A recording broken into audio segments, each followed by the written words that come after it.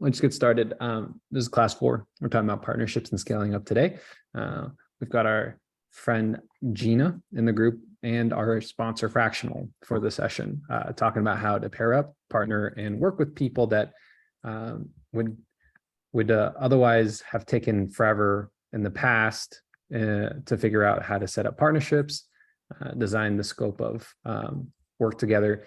And so the benefit of having Fractional is that you can kind of skip a few steps, but today they're going to talk about all the other things involved with partnering up with somebody. So we're going to talk about partnering to diversify, scale, and how LPs and GPs are different versus syndication and other partnership structures. The big thing today, I think, is we want to figure out all the mistakes that you can make, but also how to skip ahead a few steps and just keep jumping forward. I know that's what I used starting out from that first fourplex to now doing these larger apartment complexes. A lot of it just, comes down to having the right partners to scale up with. So with that being said, I'm going to let Gina take over from here. She's a multifamily syndicator, lender, wife, and dog mom.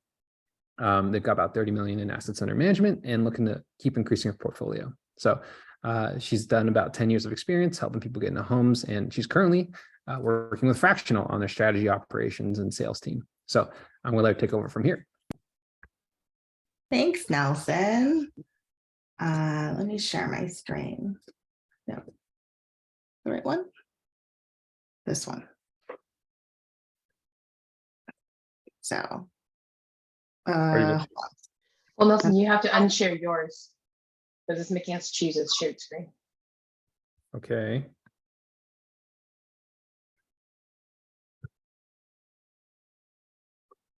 Are we good? Okay. Yep, it's working. Okay. All right. So my name is Gina. I am the strategy, operations, and sales manager at Fractional.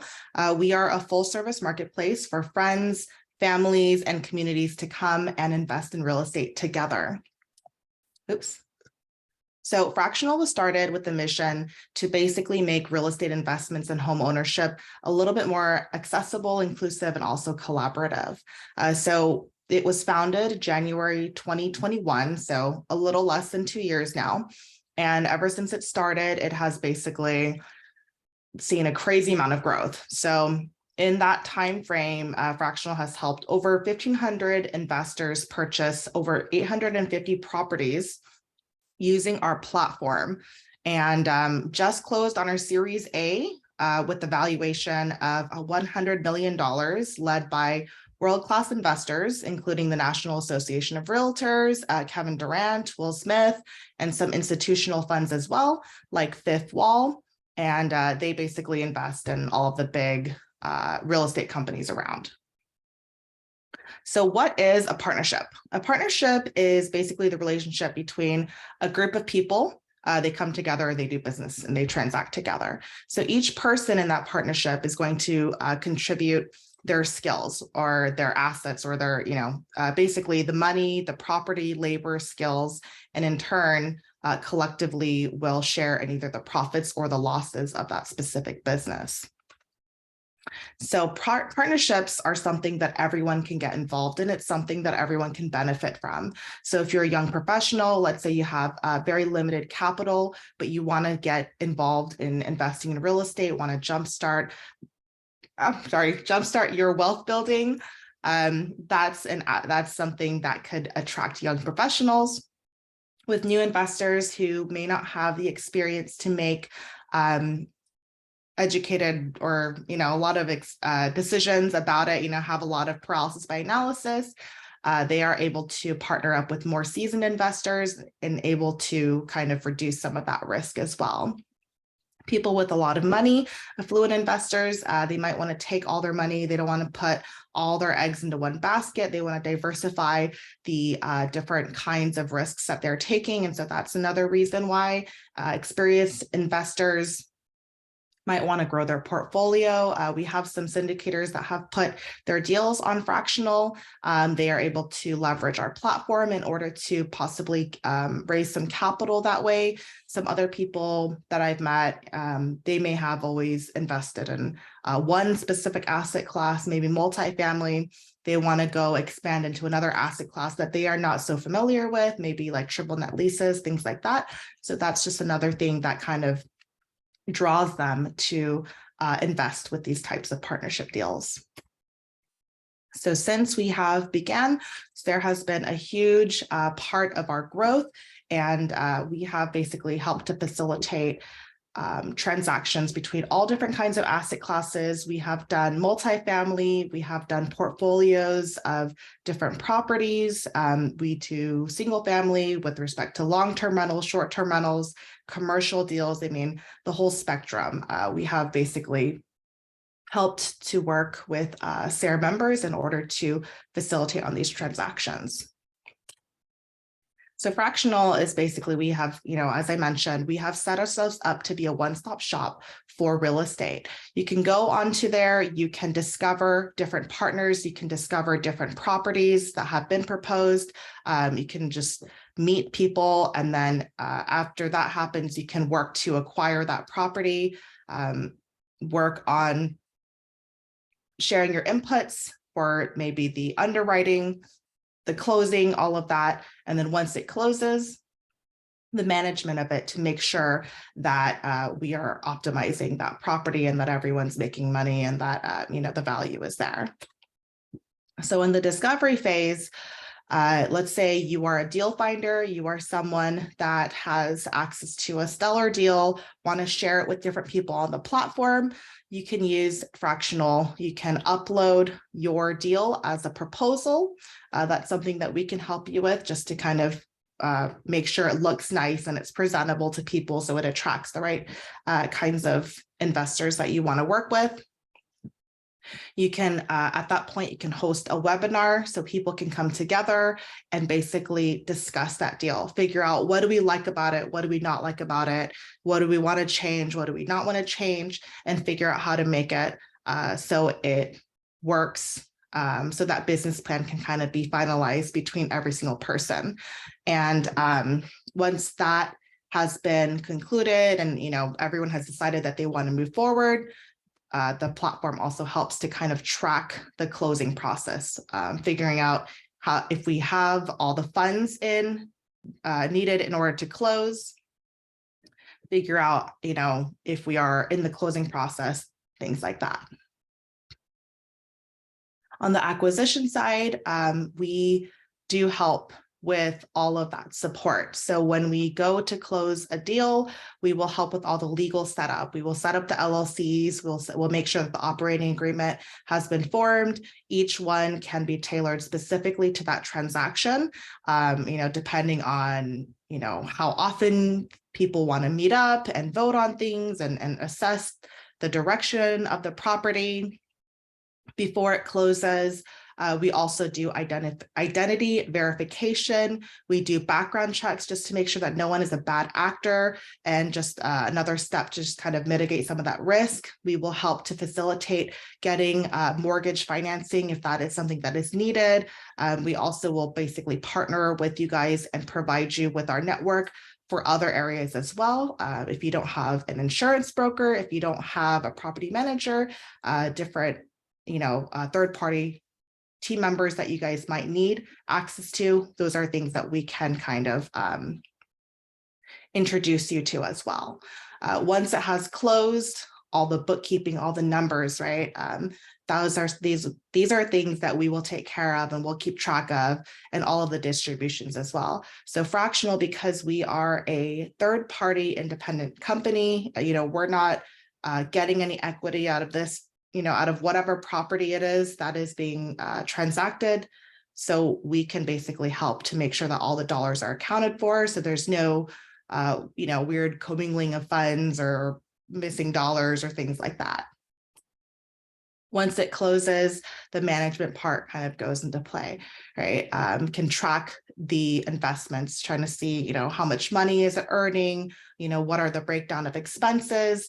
if there are any kinds of things that come up, any kind of partnership, people will have to kind of come together and figure out what's the direction and what is it that we want to do with it. So for example, if there is a capital expense that has come up and you need to, I don't know, fix a roof or something, right? Those are all things that need to be voted on. Or, perhaps it's a good time to sell the property instead of refinancing, things like that. Also the service providers as well, right? Like I mentioned, the property managers, the insurance, all of that is basically something that can be facilitated. So for those of you guys who may be kind of on the fence about, wanting to transact on a property, but, are trying to figure out how to kind of do this in a way that is going to actually get you across the finish line and going to keep you accountable and things like that. We have created a program called Elevate. It's basically an invite-only community where we are basically encouraging people to come make partnerships and to be able to transact on a property. The goal is to get someone or get, I guess, the groups to be under contract within 90 days. So all of the learnings, everything that we have basically learned with SARE, it's just a way to kind of apply that learning and just to really take action instead of kind of, as Nelson mentioned, taking a while to kind of like figure things out and just to see, which direction do I want to go? Do I really want to invest? Is this a good time? Do these numbers make sense? All of that stuff.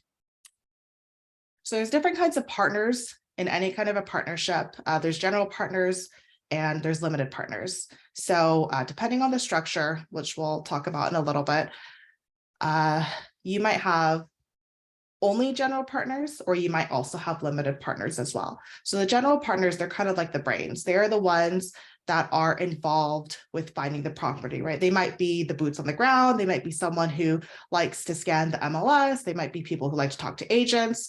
Some people might raise capital, finding people to kind of help put together the funds needed for the down payment, the closing costs of that certain transaction, arranging the financing. In certain cases, you might need people to sign on a loan, depending on the type of loan. If it's like commercial, typically you need someone with certain qualifications to sign on those loans. Hiring and working with vendors kind of goes back to like the property management companies, the insurance brokers, things like that, any contractors, things like that. Making the day-to-day decisions, which is more of like an asset management type of role. Some people will be much more involved with working with the property manager to make sure that things are going and progressing in the way that was intended, according to that business plan that was discussed in that webinar, or selling the business or the building, right? Figuring out if that property is in a good place to be sold or refinanced or whatever it is that needs to be repositioned in order to maximize the return of everyone in that partnership. So the LP, if there are LPs, if there's limited partners in a specific partnership, the LP is not really going to be actively involved with the property. In fact, they're basically, silent, passive investors. They might provide some capital up front, just so as a whole, they can buy that property, but they really will have no decision-making power in the day-to-day operations of that particular transaction. So different ways that a GP, different ways that people can bring value as a GP, as a general partner. So like I said, some people find deals, they might be the boots on the ground, they might be there looking at deals, touring deals, really seeing the condition of the property. Some people are just the numbers people. They're like, well, I just want to go and see what are the comps, what are things selling for, what are things renting for, what looks typical within that market. Is that something that can be achieved? Those assumptions. Fundraising, just getting people together, saying, hey, this is a great deal, let's invest on it together.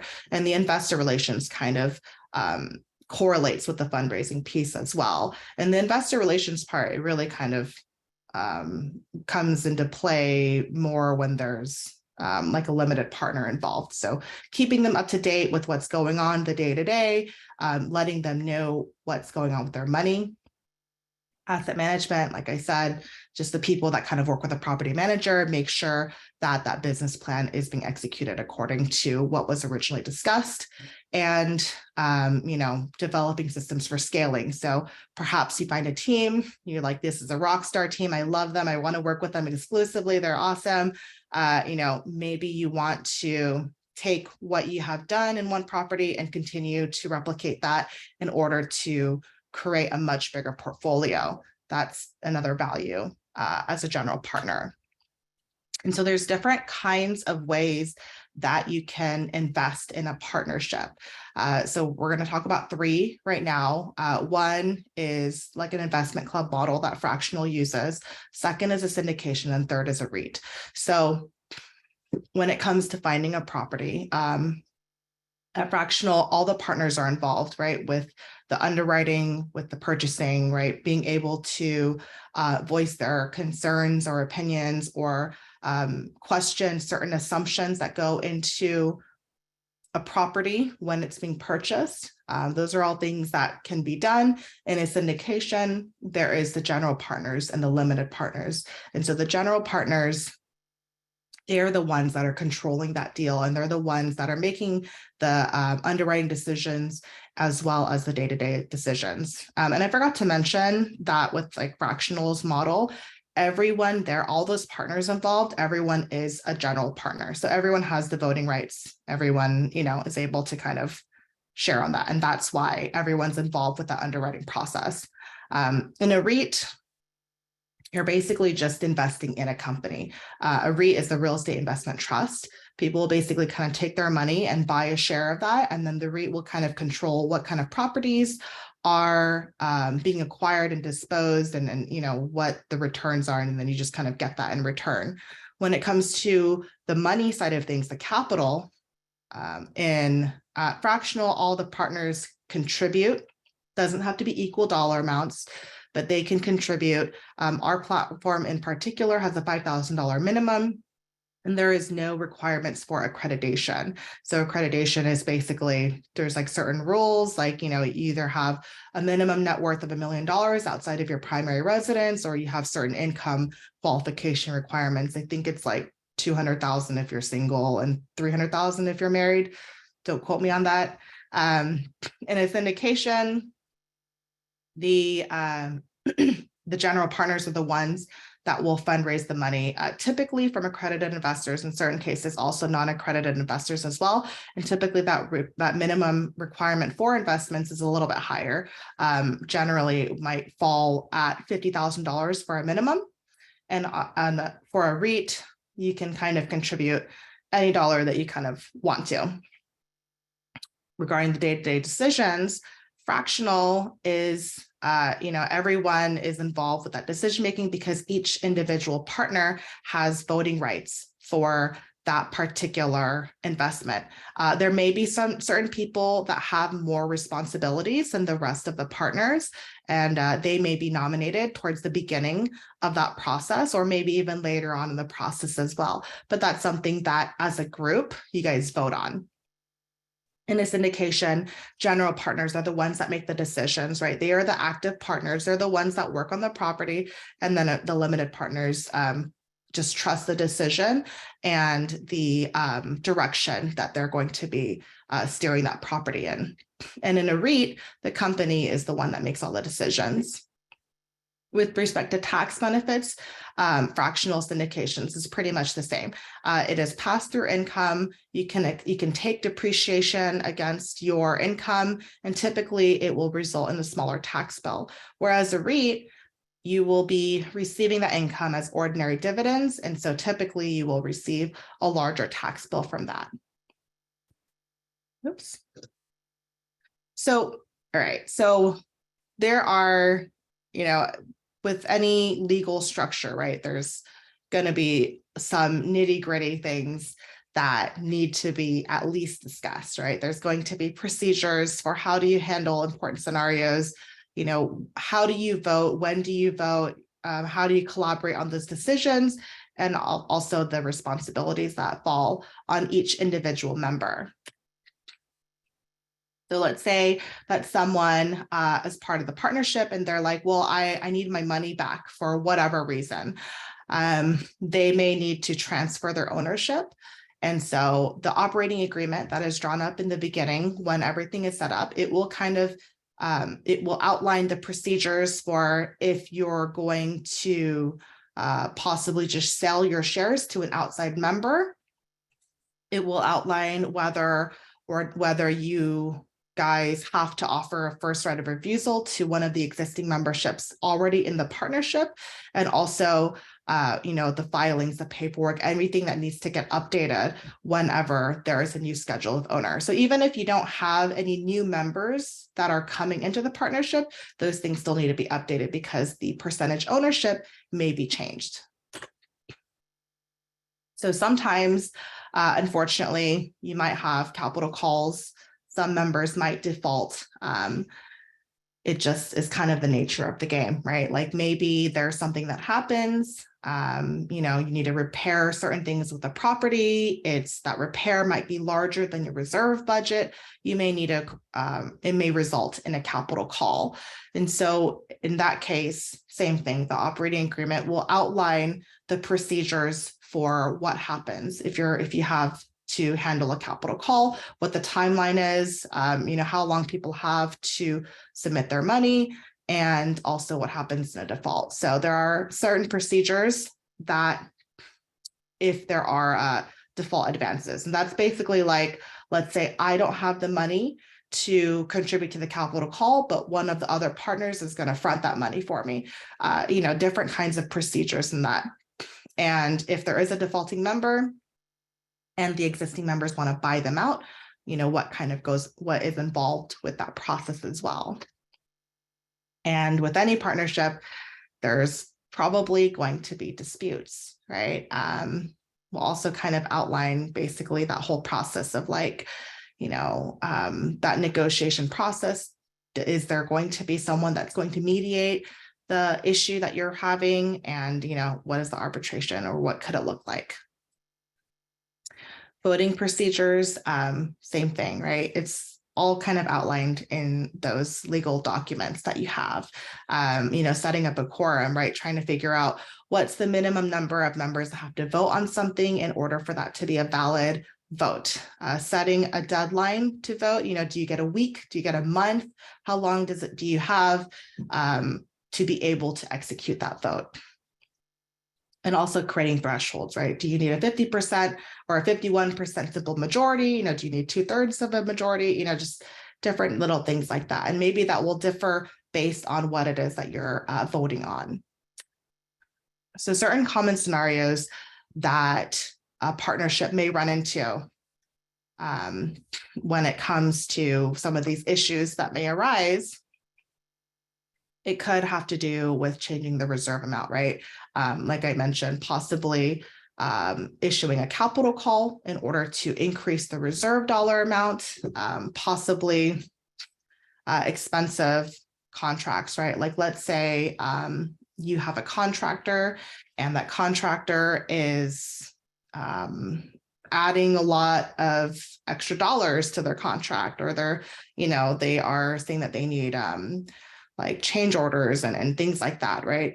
Those are things that you might need to make a decision on. Do we want to keep working with this person? Do we want to find someone else? Those are certain decisions that need to be made together.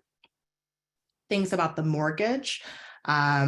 If there are things happening with the mortgage, right? Let's say you're on an adjustable rate mortgage and your payment keeps going up. Do you want to refinance and try to get a fixed debt loan, even if that rate may be higher right now or lower, or whatever? Do you want to sell it instead? Those are all things that kind of need to be talked through.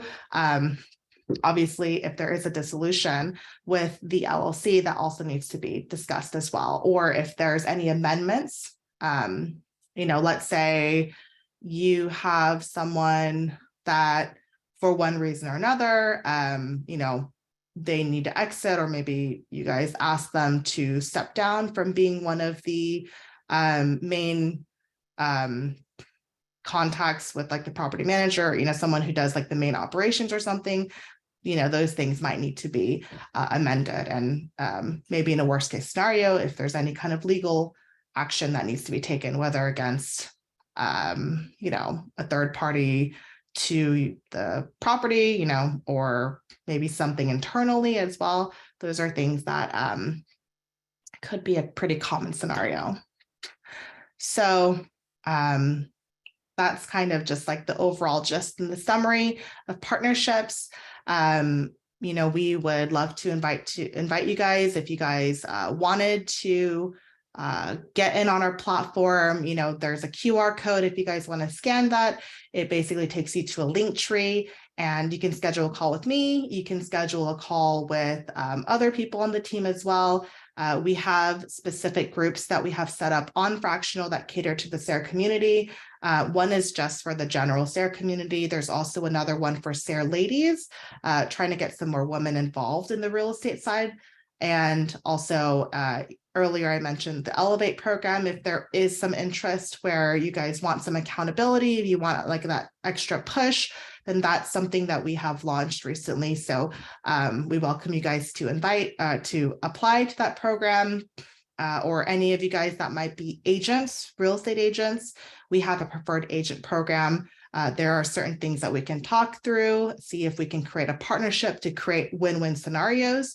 And that is kind of the gist of that. So if you guys have any questions, happy to answer it. Otherwise, thank you for having me. Thanks for chatting.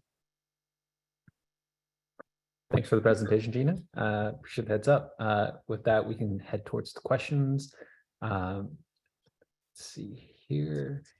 Annie, you said, how do loans work in small groups of investors if it's not through Fractional? For example, 5 to 6 friends want to pool together and buy a 50 unit. How are the loans done? I'm sorry. So you're saying outside of Fractional, if you guys want to have a loan, like how does that work? Right, Yeah. because like people probably... can partner separately, and then I know you guys do like the non-recourse loans, but how does the loan process work compared to, so imagine a group of people, they've only invested in single family homes, they're starting to run out of money, and they're going to pull together to work on something. It doesn't necessarily have to be one of the fractional loans. How does that experience compare to say the conventional loans that they're used to? So it's going to be dependent on the property, right? So if it's like a 2 to 4 unit, then that's still going to be a conventional loan. But if you're going to do a 50 unit, that is a commercial loan. And so, as I kind of mentioned earlier, there are different requirements that you need to meet as an individual in order to typically get one of those loans.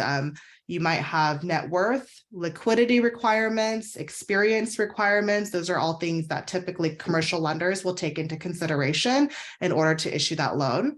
And so it's kind of hard to, it's kind of a broad question, but I hope that. Well, so maybe some specifics. For example, say we have those 6 friends. Some people only want to contribute, just their knowledge. They don't want to put money in. Do they have to be part of the loan? Or say if someone's credit sucks, is that going to ruin your loan? Or say, can we do the same thing as what we're used to with a conventional loan? Start off with a 30-year loan. So that's kind of going to depend on your partnership, I would think, right? So I know some people who have purchased smaller multifamily, maybe with 3 different individuals, and because of, maybe trust issues or, like just for risk for themselves, they want to make sure they're not on the hook for that mortgage. Everyone will be on that loan together. If it is, let's say a syndication where, you're purchasing a larger asset, not the whole GP does not need to be on that loan. There could be 2 or 3 people on that loan. There could be maybe 1 if they're the ones that qualify for it on their own. Alternatively, I've seen general partnerships where everyone's on the loan, maybe it's a smaller one or so. It just kind of depends. Every structure is going to be a little bit different.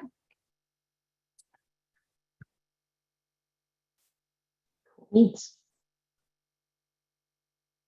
How much does Fractional charge?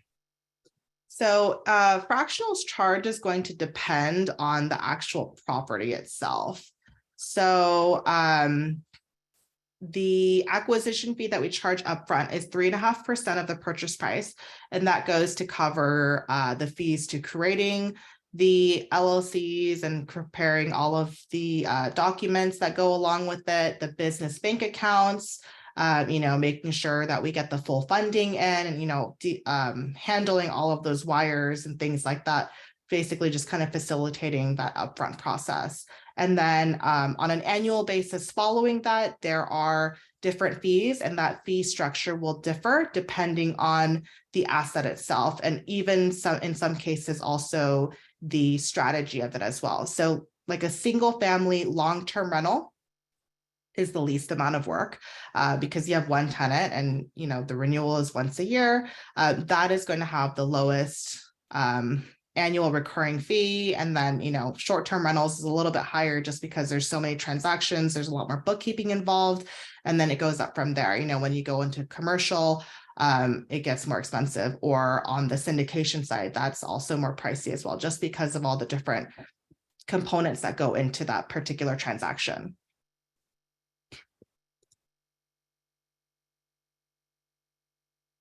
Right. And then what contingency would you put on partnerships in case they ever go south? Can you elaborate? So for example, what does Fractional have that you can set up to protect yourself from partnerships that somebody, for example, isn't pulling their weight on? So I would say that the main thing is going to be, just because Fractional is, everyone is a general partner, right? If like in that instance, if someone is not pulling their weight, I guess depending on what that person is doing, like in some cases, some people might get a larger chunk of equity for, being responsible for a certain thing. And let's say they are not fulfilling that role, they are, I don't know, doing something else. Then in that case, you guys can have a meeting and vote on that as well. And, do we give this person a second chance to redeem themselves, or do we just kind of change that outright and say, no, you're pulled from that, we're going to put someone else in that, and let's maybe talk about redistributing that equity as well. So in that case, that's a little bit unique, just because everyone has those voting rights. How do you redistribute equity? Does Fractional change that? Is there like I don't think I've seen a button that just like adjusts that yet. Yeah. So, assuming that the group has made that determination, then they would reach out to us, and we would basically facilitate the changes in their legal documents. Does that help to answer that question? Yep. Sounds good. And then if you were to, if one partner wants to sell and the other one wants to hold, what happens in that scenario? That comes down to the vote. So that is also going to be dependent on that particular partnership's rules that they've kind of set up, right? If a 51% simple majority is enough to make that determination to sell, then it's just going to come down to that vote and figuring out what the general consensus is of everyone involved. So in that case, you might be in a situation where not everyone agrees. And at that point, I would basically suggest that, they have that discussion, right? They have that open discussion amongst the different partners to figure out, to voice their concerns of why they want to hold versus why they want to sell. In the underwriting, they typically will already have factored in a certain time period. In many cases, it is between 5 and 7 years. And so let's say there's just a really good offer on the table and they're only 3 years in or 2 years in, then because that deviates from that original plan, that would just have to be an internal discussion as well as a vote. And that is one of the downsides, I guess, of having that partnership, right? You do not have exclusive control over the determination of how you want to reposition that asset. And so that's just something that, as you go into a partnership and as you're screening your partners, those are certain things that just should be taken into consideration, because if you don't have a similar mindset, if you don't look at things in a similar way, then, you could eventually be in a situation where you might want to sell and another person doesn't. And because you don't have that, because you don't have that support from everyone else, you might not be able to sell at that time.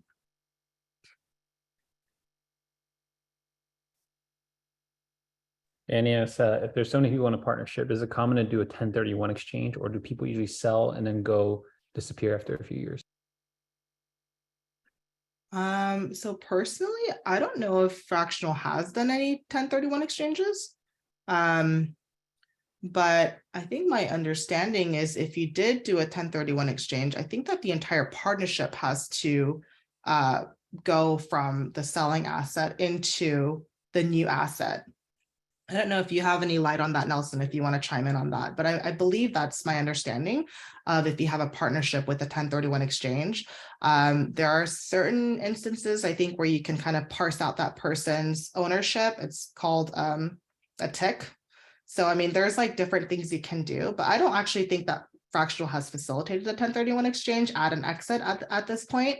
But I think that the most common underwriting as of now that we've seen is you just sell and kind of part ways or decide to go in on another property together, or whatever it is that you guys kind of determine that you want to do. Yeah, so legally the way it works is if you are in a syndication together, the whole LLC has to agree to transfer out into the next property together in order to pull off a 1031. The alternative to this is doing a TIC, which is a tenancy in common. So with a tenancy in common, you actually you have a syndication that invested, but then there's a partner separate JV that you two are together investing on the project. So everyone in the syndication has to move at the same time, but the TIC could actually sell or transfer at a different time if they wanted to, but they would be coming in as their own 1031 exchange, and then the transfer would happen together that way. So for the person who's a 1031 exchange coming in, though, for at least a syndication, typically you want a high enough value to justify the time of creating a TIC structure. And usually that number is north of at least like 200 from my experience, because you have to file extra legal documentations to structure a TIC, tenancy in common, but also, it just muddles the underwriting a little more. But there's this concept, at least within the commercial real estate space, of you have sponsors and then you also have co-sponsors. Typically, the sponsor GP are the people who make most of the asset management decisions. LPs and investors typically don't have voting rights. Someone who 1031s into a syndication or a project as a TIC structure is actually a joint partner. So they actually have voting rights to make a decision. And so a lot of times, people who bring on TIC investors, they need somebody who is at least like qualified so that they don't try to vote and make bad decisions, especially when, say there's like 2 or 3 asset managers, and then you have one large investor coming in who also has a voting share. And so that typically is the structure. Sunny asked, does Fractional provide legal consultation? We do not. We do not, because we are not licensed attorneys.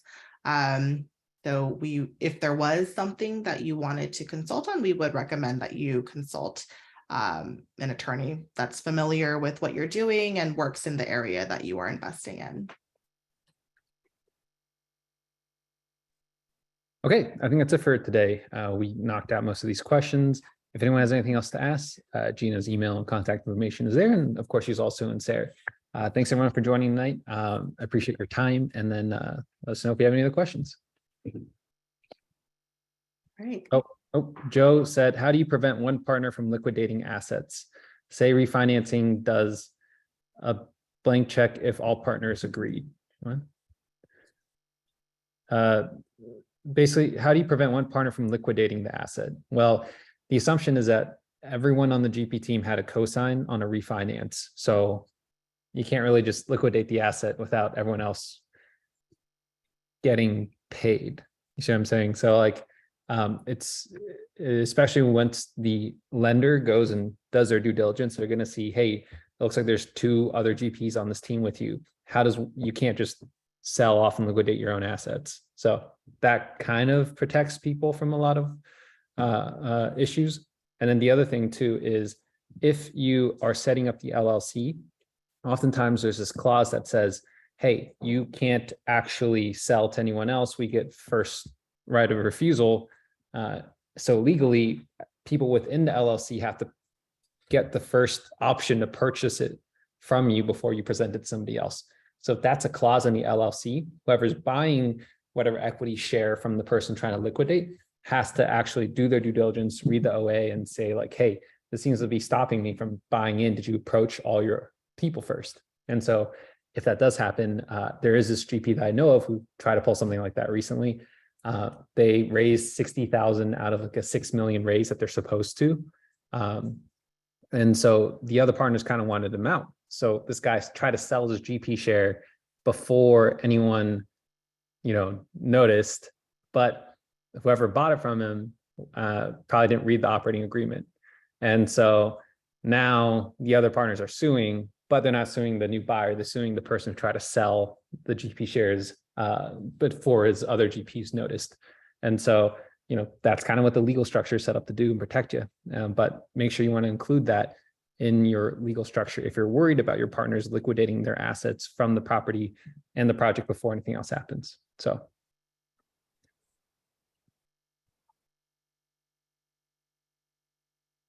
Okay. And then, yeah, sorry, that was last question. All right. Thanks everyone for coming. Have a good rest of your night. Bye.